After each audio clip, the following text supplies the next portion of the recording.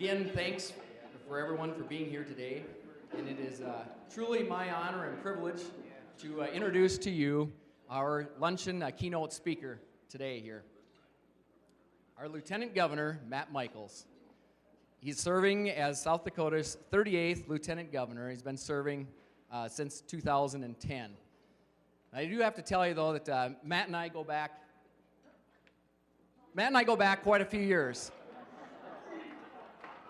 Wait, well, honestly, he and I don't go back quite that far, but we do go back quite a ways. In the late 90s, early 2000s, Matt and I had the honor and the privilege of serving all of you as state legislators together. And we did, and when Matt came in one term after I did, we quickly realized, it's a touchy thing, that Matt is a man who wears many hats. And it was very quick for the rest of us as legislators to realize that we had a true gem in our midst.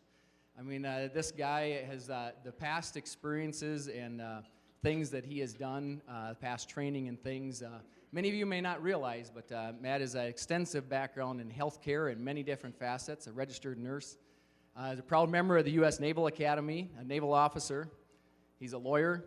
And when he came in, and a typical legislator comes in, and I won't incriminate myself or anything, but a lot of us come in, and all of a sudden, when we have all these different topics thrown at us, and we come from our particular background, and sometimes it's easy to get caught up in thinking I'm a jack of all trades, but we truly had an individual that had so many vast experiences and so many different angles, and he could talk very knowledgeably on so many different things that it was very impressive.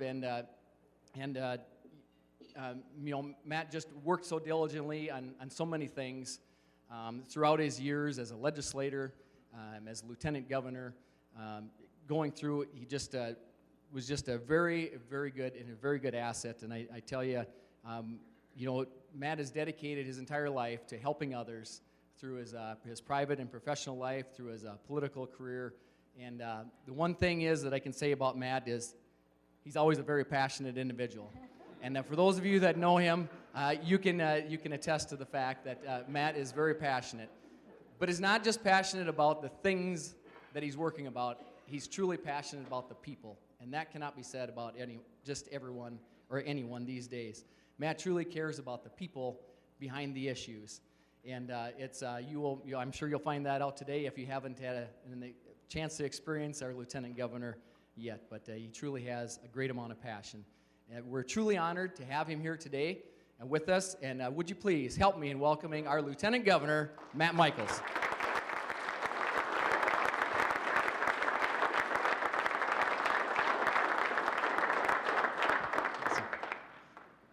That's great.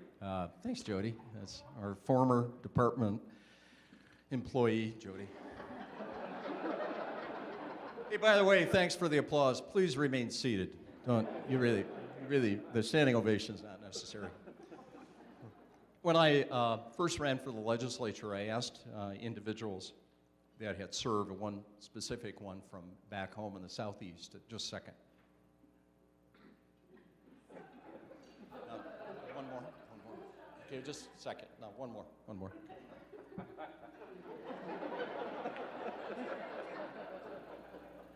Good, thank you. And one of the most important things was that I asked him what was really the pinnacle of the legislature. And he and I were very, very close. He's my former business partner. And I was waiting for the authorities, like the Agricultural Authority or some of these other major things, because I just love the scale we were talking about, being able to fix things. And he said, no, easily it's the lifelong friends that you make. And that's true not only from serving in the legislature, like with my friend Mike, and we're just very thankful that Robin agreed with this, and I'm not joking. It's quite a sacrifice. I'm going to talk a little about that in public service. My wife has done it. Linda has done it. To be able to have people of this caliber and all of you involved to support the government that you want.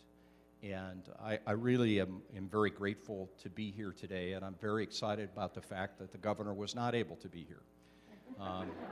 And we've coordinated that. We sent him out of state when I want to be in charge. And he's currently actually out east at the National Governors Association. Just texted me that I had coordinated for him as a Navy man. We have the USS South Dakota submarine is currently being constructed in Groton, Connecticut. We're going to do the christening of that in October, and he had not seen it. And so he just finished the tour of the facility where it's being constructed. I texted him back and I said, I've got everything under control because I am in charge. It was good. But he did want me to give you his greetings. And obviously, unlike me, he grew up in the agricultural world. And it is an incredible honor to be here to not only present this award, but talk with you about a few things that are that I'm passionate about, and ask for your help. In addition to that, I want to first start out and say thank you to all of you who have sponsored the event, because without you, these events would not occur. So how about those individuals who are representing our sponsors, if you could stand so we can give you a round of applause of great thanks. So our sponsors, stand up, please. So thank you.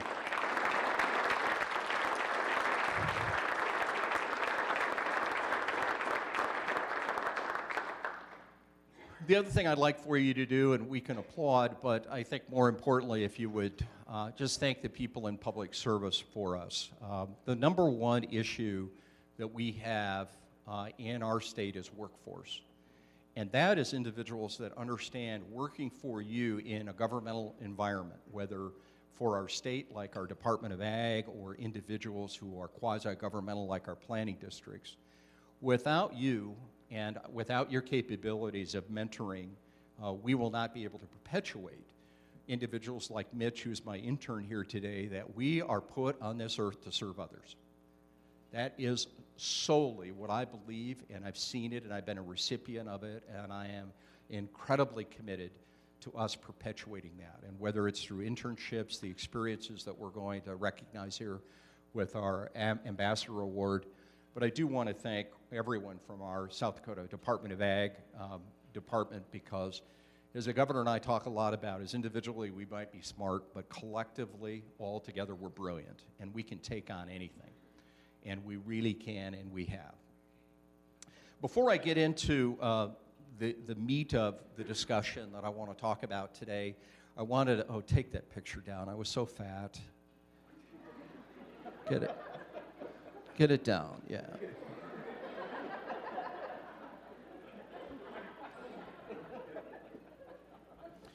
That was before I found caffeine. All of us in our worlds, all of us, especially in agriculture, take care of neighbors. We take care of neighbors. If it's a catastrophe where our neighbor died at harvest time, we all came around to take care of them, right? If mom was in the hospital and she was keeping the home place going, everyone made hot dish and brought it over. Took the kids. That's what neighbors do. That's how we've been raised. That is also true for all of us in this room that are taking care of people that come through these stressful times. And Mike is so kind to have opened up that I've been in healthcare. It's deeper than that. I was an emergency department nurse. I've seen an evolution within my career of institutions of individuals that had depression and anxiety are the same thing, couldn't sleep. And we've changed that with medications that exist. But the only way that you out here, a few of you have diabetes, a few of you have thyroid conditions, a few of you have cholesterol issues, a few of you have other metabolic issues that they have medications for. You're looking at one. My wife is on thyroid.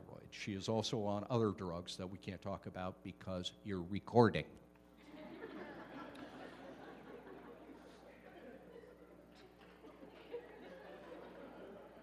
So if you think about that, what has evolved from a large facility that we did our rotations in that was fully full of women because it was segregated, and this is 1980, so for me, not that long ago, where 300 women were there because they had anxiety or depression or anxiety psychosis.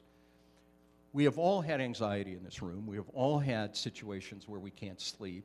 We've all had situations where we thought, this is just too much, or we've had friends that have encountered that. On average now, because of medications that came out, 3 years after we did our rotations in that facility, that whole facility is closed and shut down. And that is because there are individuals, on average in this room, there are 10% and even more of us that have imbalances that medications can help. And so I have lost friends, I have lost relatives that it's hard for me to believe as a nurse. I always thought it was a selfish act when I had to talk to parents or family members of somebody that had committed suicide and was in my emergency department. I've come to fully understand as growing up, my mother comes from a background where her mother, when she was 5 years old, from Watertown, hanged herself, and she saw that.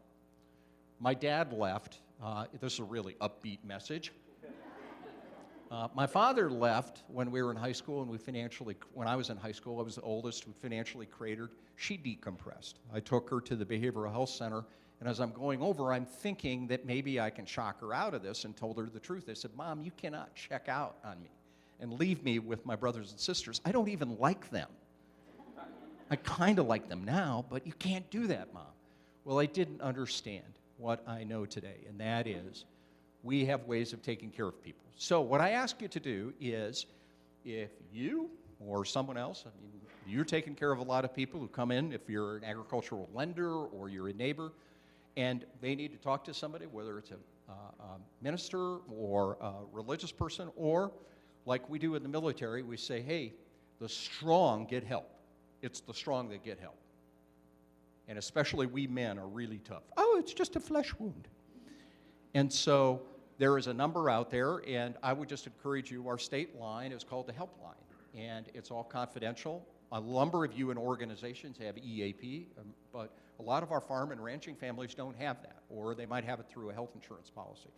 But really, what you need is that kind of opening, and we have a lot of good resources for individuals so that we can love them back and take care of them on a local basis. A lot of our local physicians are expert, and they have also telecommunication capabilities to take care of each other. So let's take care of each other, and now we'll move into, and so I'm just asking you to carry that torch for us and put in your phone the helpline number.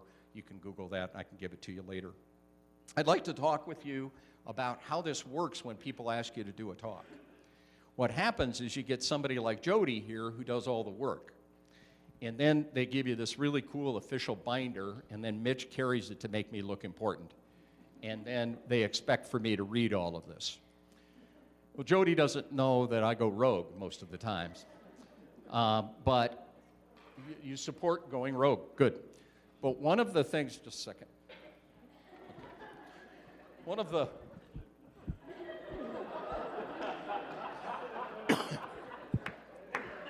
hey, let's get serious now, okay?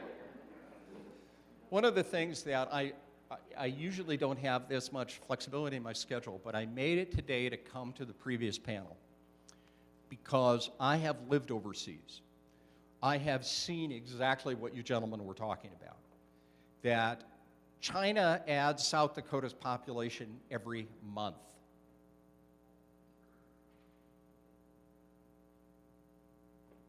They need to be fed. Why is it that they invested in Smithfield?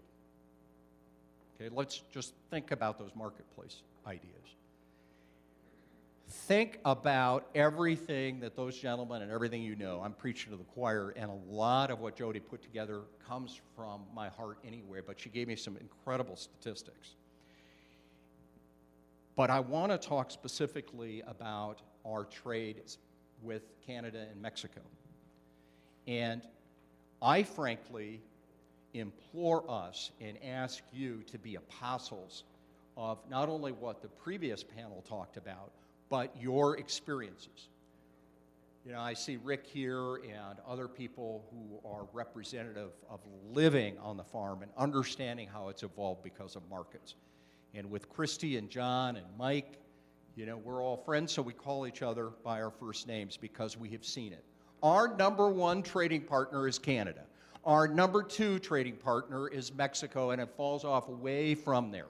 If you've never been to Nogales or any of those borders, all you have to do is be in Pierre, South Dakota in the winter, eating vegetables, eating a lot of that which is next to the meat that was produced here, the proteins. Almost all of what we're eating during those chicken dinners, the beef dinners, turkey dinners, at all of those events, all the accoutrements, the sides, have come up through Nogales. Yes, there's some bad things that come out from there. I was a federal prosecutor. We are dealing with that. But there are so many good things that have happened as a result of NAFTA. I'm in the middle of a blizzard eating a piece of lettuce. That didn't happen 20 years ago.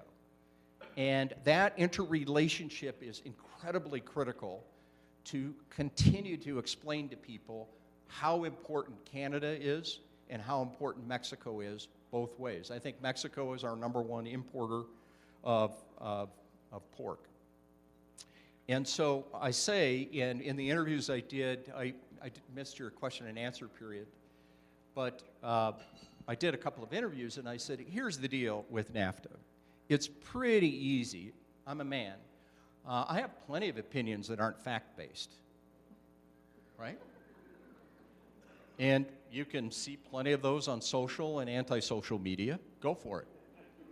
But that hasn't changed. That hasn't changed over the years. And that's why I love the previous program, because I learned so much from, okay, those are the actual facts. Facts are stubborn things. Well, the individuals in Mexico, the individuals in Canada love our food. The other thing is that NAFTA itself, but for NAFTA, there is just no way. I would ask my economists to try to figure it out. It would be impossible to figure out when the tariffs were shut and eliminated how much that benefited our agricultural economy. You can't even quantify it.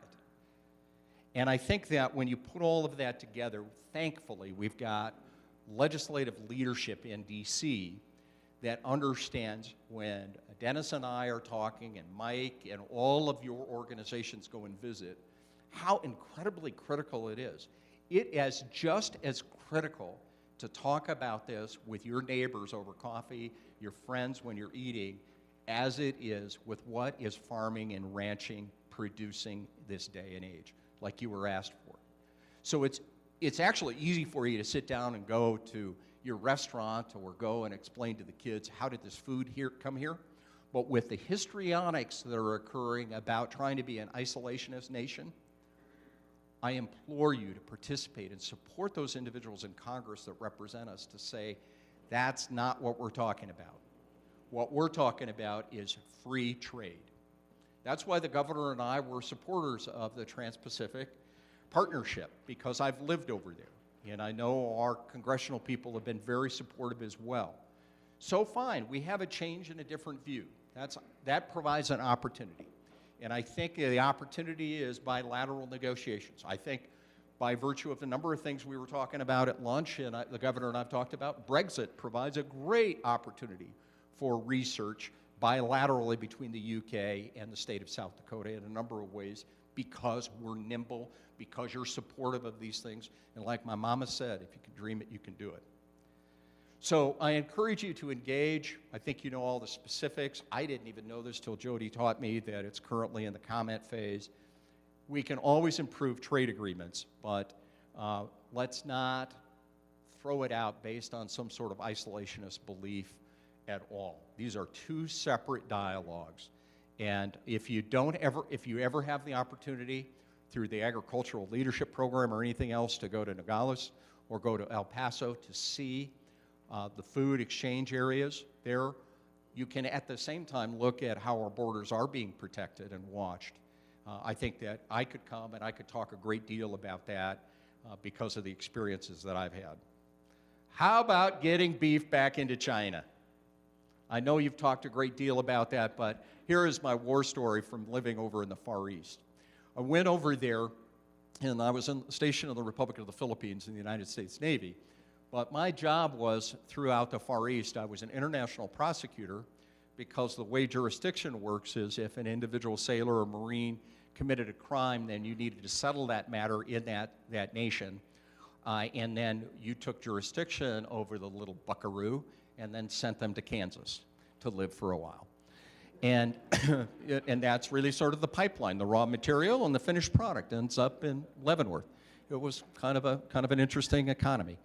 And what I thought was so fascinating is I had to deal then a great deal with embassy people. So I'm in Manila and became really good friends with a couple of the people. We were renegotiating base treaties as well as being a prosecutor. I had an international law certificate. And we were also trying to coordinate one of the Navy ships called, God bless you, the USS Mercy, USNS Mercy or Comfort. You can see them on TV once in a while. They're large hospital ships. So as a nurse, I took great interest in trying to bring this and coordinating and ease it. My commanding officer was supportive of that. So we're out at dinner with all these people in Manila from the embassy, and I'm sitting next to a guy, you know, just like we're shooting the breeze, and I'm kind of shy and retiring, unopinionated. And I said, well, so what do you do? And he said, well, I'm an agricultural attaché. And I said, that's kind of a neat name. It's got French in it, and it's got agriculture in it, attaché. I said, what do you do? And he says, well, I analyze markets in the Far East, and et cetera. And I go, that's really cool. Have you ever walked beans? He said, no. I said, I've walked beans. Let me show you my scar. Why you walk beans? And so I said, it's kind of cool. I come from a small area of South Dakota where we all have radio and television voices like Tom Brokaw. And I started saying to him, I go, what's so amazing is I didn't grow up in this environment, but it was like my second most important job, and today would be just a terrible day to walk beans because the fat boy would melt and we wouldn't get enough water. But anyway, so I'm out there and I'd get chopped by the corn knife and got a big nice little scar to prove it. And then we get into big political arguments with the O'Connors because the O'Connors are all Democrats. It was really fun. And so as we're playing through that, I'm sitting there going, you know what we should do is try to develop, and I said, tofu. Everybody over here eats tofu. So if you get, so I start talking to him, the guy's glazing over. He's on his third beer. And I go, so what do you think? And he looked at me and I go, oh, you are no agricultural attaché, are you? And he hung his head. And I said, darn it. And he worked for the company. He was a CIA operative. And so the vast majority in that time, I finally put it together because there was so much. Al-Qaeda, the birthplace of Al-Qaeda is in the southern Philippines. It's Abu Sayyaf, and it still is there. And so he was working for the company in counterterrorism. And this was 87. And I said, so who handles agriculture? Well, we don't.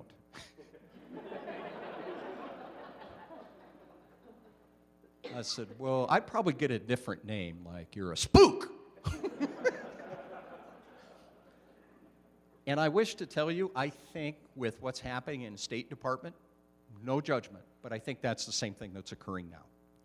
And if you ask the people, you know, like Rick and other folks for the insides of people who have been at the State Department and Commerce, that it's really going to be up to the states. Fine, I'm okay with that. But that relationship with China is so strong from our world. Kim Reynolds is a good friend of mine now as the new governor because Terry is our ambassador. It's relationship, relationship, relationship, especially in the Far East. So we might as well just hitch our wagon and have Terry take us around, meet people, find the markets, and do whatever we can. But they're going to eat. That was a great chart. They're going to eat our beef, and it's going to be a phenomenal market to be able to do that. So in addition to that, I want to say thank you, thank you, thank you. Probably one of the greatest experts that our state has ever had. He's too humble to really know this and really acknowledge it. But the #1 expert on railroads in South Dakota is Dennis Dugard. And he came to town not understanding what was going on. I didn't understand railroads at all, and he jumped into it. One of the executives at one of these events like he's at now, that's why we go to our national meetings, came alongside him and said, "Do you have a rail plan?" He goes, "What's that?" And we had just gone through a budget crisis, and it was right before we had the flood, so we're new. We are men, Dennis and I, and so as a man, we might be right or wrong, but we're never in doubt. Right? Right, ladies? And so we're confident, but thankfully, both of us know when we're stupid. He says, "I don't even know what you're talking about." And he goes, "Well, you really need one." So thankfully, we have Darren Berquist, we have people here who are helpful, and it was a plan that now, in a short period of time, has come to fruition to allow now this week, for the first time. I don't know if you've had the opportunity to talk about it, but to have head-to-head competition on rail going to SeaTac, to go out to the Northwest to these environments. And from an agricultural perspective, all I can think of is in the military, you got choke points. We have 7 choke points in the seas. And I can take you out of the game by taking 3 of them. I can get your choke points with the USS South Dakota submarine that the governor just looked at. I can take care of 1 choke point that way. So now I'm down to 2. That's the same way in our small market if we don't have competition in raising bases. So thank you for your support of that. Continue to support rail and infrastructure. We especially thank Christy and Mike and John. Please thank them continually for what are called Tiger Grants and just the influence that we have there and the relationships. The last thing I want to thank you for before we do the real thing, and that's to recognize the ambassador, is I want to thank you for supporting Dr. Odekoven in the Department of Agriculture this past legislative session for the animal disease testing lab. I was just interviewed by Michelle Rook, and she said, at her 3rd segment of the interview was, what do you think will be able to exist in all the stress that we're having now with drought, market pressures, hedging, and all of that? What do you think can be done to improve this? And I said, I'm clueless. I'm one of those rare politicians that if I don't know, I'll tell you. And so is the governor. I said, but what I will tell you that can set you apart, and what we've learned is people love to invest in South Dakota because you get to keep what you earn. There's reasonable regulation. People take care of each other, and it's stable. We have seen probably as much responses from businesses that want to come to an environment that's stable. I think you would too, economically investing millions of dollars, than one that is sort of Illinois or California. I was this weekend with a bunch of people from both states, and I welcomed them to a state that paid its bills. They were pretty shocked. But I did say, I think there's 2 things that, just off of the top of my head, set us apart. Number one is our SDSU and its research capabilities that I didn't know about until I came into office. And the extensiveness and the complexity and being able to bring some of these organizations alongside us, whether it's Monsanto or Bayer, to do extensive research for drought resistance, animal disease, those type of things. However, I think one of the greatest things that occurred, and did not appreciate it entirely until 2 years ago when Dr. Odekoven taught us and Dr. Sanderson taught us, the importance of this animal disease testing lab. And I mentioned that to Michelle, and I said, to be able to have the responsiveness to talk to Dr. Odekoven, he's the mind behind it, but to be able to, if you think about it in the world of healthcare for humans, if I could not tell you right now, Craig, that here you've got this disorder going on from a lab perspective quickly. We want answers quickly in our human lives. In fact, we want to be able to get it before the doctor tells us. That should have the same precedence and importance to be able to turn around a test in a world-class facility. That will be a magnet. It will be no different a magnet. The Novartises, I think, will come. Everybody will come. And it was because you supported this by taking part of a real property tax savings to go to the bond market. We closed the bonds. That's an area that I'm involved in and really love. We were able to get over 45, close to $50 million worth of bonds issued for 23 years. We shortened it by 2 years at 3.81% because of our AAA rating and because of the stability. 3.8%. That will save us over $8 million to build that facility. So thank you for your support, especially Dr. Odekoven and all the organizations that work together. It wasn't easy, but it will be a shining star that we'll all be able to take thanks for. It also always reminds me there's 3 phases of any major project. Now, you remember this. I've told Craig this before, and so he knows. But this is very powerful. You ready? You recording? Okay. Really? This is powerful, Jody. I mean, this is probably the best line of the whole deal. Okay. There's 3 phases of any major project. Phase 1, if you think you're sitting around at a board meeting or you're on some sort of public organization like a city council. Phase 1 is there is no way in hell we're going to be able to do that. Right? Phase 2 is Jesus, Joseph, and Mary. There is no way we could do it. It's too expensive. Nobody will want to pay for it. Kind of a one-off. And phase 3 is where we all want to be. That was a great idea I had. So thank you all for the great idea you had and for supporting us. And now it's time for the most important part of today. And this is the Ag Ambassador Award. It's really a privilege to be able to open this up. And I think, do we have a video? Is that video coming up? Ladies and gentlemen, please welcome the Ag Ambassador Award video.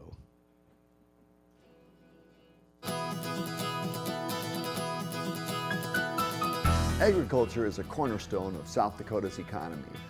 This year's Ag Ambassador has made a positive contribution to agriculture by educating youth interested in the industry. Our 2017 Ag Ambassador is unique, not just one individual.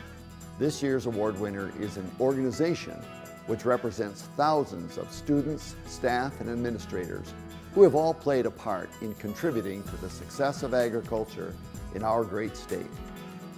I am pleased to announce the 2017 Governor's Ag Ambassador is Lake Area Technical Institute in Watertown.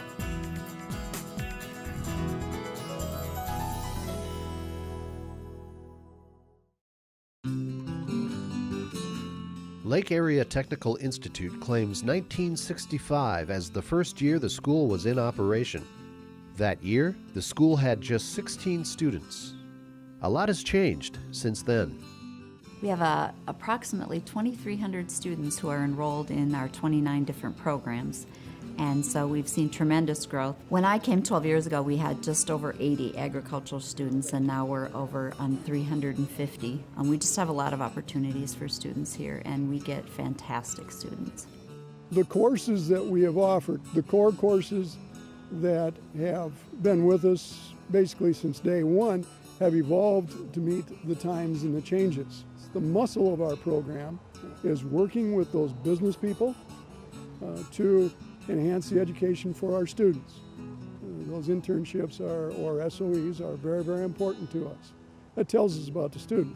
I decided to come here, take an ag business in terms to go back to the family farm, but in the meantime chose to go into the ag business world, and now today still in the ag business world. It taught me to work from the bottom to the top, that you needed to grow. The other thing is being here, you always had a teacher that was around you and helped you through the things you needed.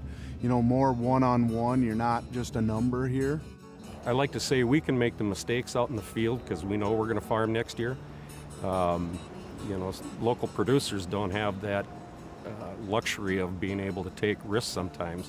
Whereas, you know, if we see where we decrease 10 bushel, we know it's not a good practice. Or, you know, on the better side, if all of a sudden you see an increase of 10 bushel, that's obviously what we try to strive for. Well, I've been on the Ag Committee, the Chamber Ag Committee, a little over 30 years. And we run one of the largest farm shows really in the state of South Dakota. Try and run Watertown Winter Farm Show without Lake Area. They're just valuable. And it's a valuable experience for the kids too. They just jump in and get it done, and they're dependable. This is huge to an employer when they get out in the market. There's always a character or two, and we have a lot of laughs. We enjoy what we get done out there and have a lot of fun doing it. Dad and I farm together, and we've been in the seed business for about 40 years, and so I thought we'd expand on that, and then we do farm ourselves. So kind of went home hoping to better the seed business and then change the farming operation, I guess, change it to the next level. Lake Area Tech, I mean, it just pointed you in the right direction. You know, they kind of laid the foundation for you, and that way you could go home and take the sticks that they give you to build your framework and kind of get things put together the right way. And so, I mean, as we went through school, you kind of go from the basics into more technical, and as you know, once you graduate, you're kind of set up to go in many different directions. With the new facility, it's just the fact that we can now do things that we never could do before. Our facilities here have helped the egg program, the large animal program, dairy, our ranch option, swine. With the facility, students now have a little bit more hands-on. We also have a local producer that helps us. If we can't bring in some larger animals, we can go out there, but this works great for just a few animals here and there just to be able to show the students. I came up and visited during my senior year of high school, and I really felt at home here at Lake Area. I could tell when I talked with the professors and the teachers that they really cared about the students and the students' success after they graduated, and that's what I was looking for. Some place that could give me hands-on learning and something that could get me prepared for the workforce. I'm tickled to death about getting the Ag Ambassador Award. It means a lot to me. I know it means a lot to the former instructors that helped lay the groundwork and to the present instructors. Well, we're very honored. I think that it's a tremendous tribute to the faculty that we have working in our ag department, our students, our past graduates who employ those students. Agriculture is such an important part of our state, so that in itself makes it even a bigger honor. I think it's tremendous. It's all the hard work of all the former instructors throughout the whole campus of Lake Area, not only ag, and then the current instructors here with the ag being able to be recognized for this award. You know, it really helps when we go out and talk to industry people. These awards and recognition means a lot. They see that, you know, we're on the right track, we're doing the right things. So I think that's just huge. I mean, it just shows the accomplishment of, you know, Lake Area Tech and how they've been so advanced and progressive and seeing how they can do things better. I think it's great. Lake Area, from what I've known it since 1995 till now, has really come a long way. Everybody that has come to this school and everybody I've talked to that are alumni of Lake Area, they can't say enough good things about it. And the teachers here are just wonderful, and the experiences that I've gained from being here, I couldn't have asked for better ones. Our state is very fortunate to have an Ag Ambassador such as you. Congratulations on your selection as the 2017 Governor's Ag Ambassador. Lake Area Technical Institute has received many honors over the years, and just this year won the Aspen Institute's Aspen Prize for Community College Excellence. Among over 1,000 community colleges, Lake Area Tech has been one of the 5 finalists with distinction in every year this award has been given. And then this year, Lake Area Tech won the top prize. Faculty, staff, students, and all who are connected to Lake Area Tech, I commend you on your many accomplishments. Although it doesn't come with a big check, I'm pleased to add the 2017 Governor's Ag Ambassador Award to your list of honors. Thank you for all you've done and continue to do to strengthen agriculture in South Dakota.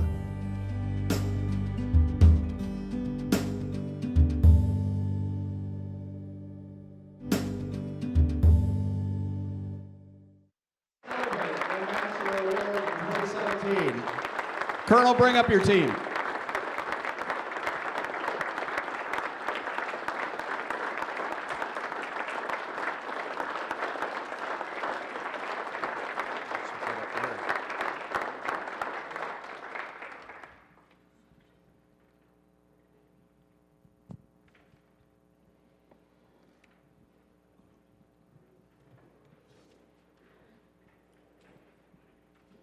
Well, thank you. They told me today, you know, to open with a joke, and I said, you know, I found the lieutenant governor. I don't think a joke's going to fly. So, and then they told me that, you know, you have to wear a suit, and I think, man, it's July in a suit. And then I took solace in the fact that I know the person that's less comfortable than me in a suit is Jim. So, but anyway, Lake Area Tech is humbled and honored, you know, to be the recipient of the 2017 Governor's Ag Ambassador Award. We really do thank you.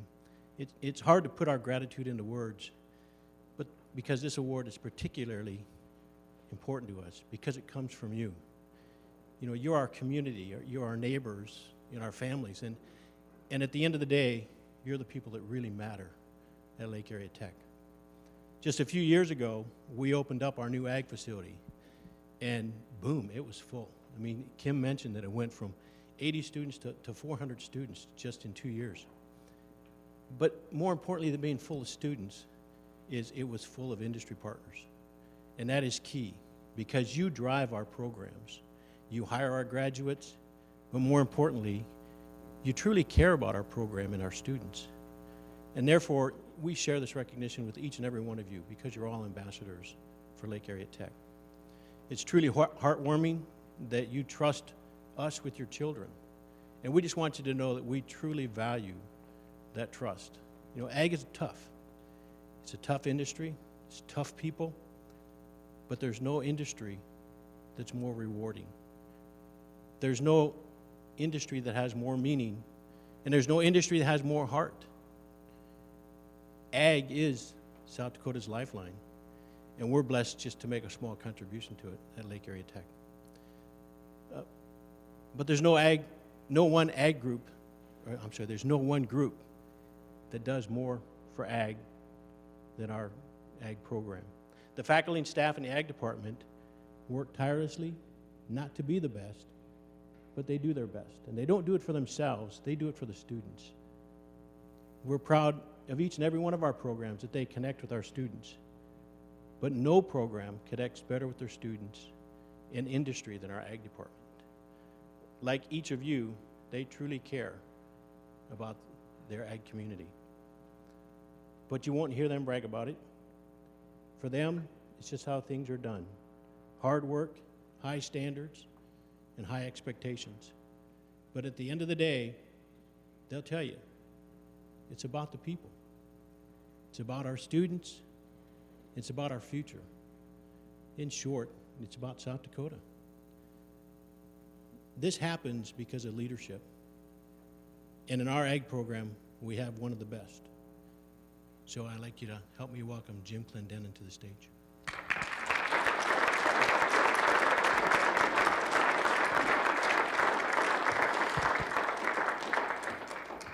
Thanks, Mike. I wasn't necessarily prepared for that. Thank you, Secretary Jasper. Appreciate it very, very much. Going way back when, right? Lieutenant Governor Michaels, thank you so much. Appreciate it very, very much, and please extend this thank you to the governor as well. I talked to Jody, and Mike is taking a little bit of my thunder here, but I'm going to hit it anyway, and we'll go from there. A few weeks ago, we were talking about what should be discussed, what should I say? And she said, well, just talk about the ag program. Folks, we could be here the rest of the afternoon if I got into everything. We've been very, very fortunate. Our program has been successful because of 4 major reasons. Number 1, a few years ago, our administration kind of cut the tether on us, and we got turned loose. We started to create options out of the base programs that we had. We now have 10 different options in our program: livestock, agronomy, ag aviation, among others. Lots of opportunities for young people. The question becomes, is there a future in agriculture? Those outside of agriculture don't realize how many opportunities there are. And we're so very fortunate to have been a part of that and seen that growth these years. And a lot of that has to do with, again, the supportive administration. Another thing that I hear criticized quite often, our students. Folks, in South Dakota, our students are good. They're good workers. They're good kids. And they like to have a little fun once in a while, but we all did. Okay? But these kids are good, and they're willing to work for the most part. They're not afraid to go out and put in an 80 or 100-hour week, and they'll get the job done. And I'm very proud of that and very fortunate to have seen many of them develop into leaders across the state. And that's kind of the game that we play in. Number 3, this has been mentioned, supportive partners. I look around this group, Jody a few years ago, with KWAT. Chuck is sitting out in the audience with KWAT. Often has us on the radio talking about various things. Dr. Hoda Colvin, going way back when to even his dad, we worked together some, and has been a supportive partner in our livestock program as well. And then you start talking about the various businesses and producers across the state that have been a big part of our success. And I'll talk about Joel Pazur. Joel's a graduate, but also hires our students down by Puckwana. Skip Graff, very small retail outlet down in Irene, hires some of our students. Smaller co-ops, Revilla Farmers Co-op hires many of our students. South Dakota Wheat Growers, CHS. I'm not talking about money. They're hiring our students, and they're creating careers. And again, that's what we're all about. So very fortunate to have been a part of that sequence over these last many years. Then the last thing, this staff, hardworking. They go to work, many of them at 6 o'clock in the morning, oftentimes not going home until 4 or 5 o'clock at night. And if I drift back up there in the evening, guess what? They might be in the shop doing some work or something along those lines. Staff, will you please stand up? Let these folks see who you are.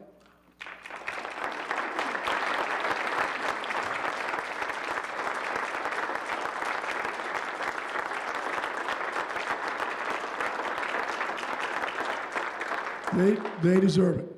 They work hard. And yes, behind closed doors, we have some good arguments. And me being the head of the department, I'm always right, right? That's generally what I get. They just start laughing.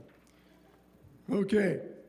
Another part of this sequence is very important, is everybody in this audience. We have to have support from you. Otherwise, we will fail.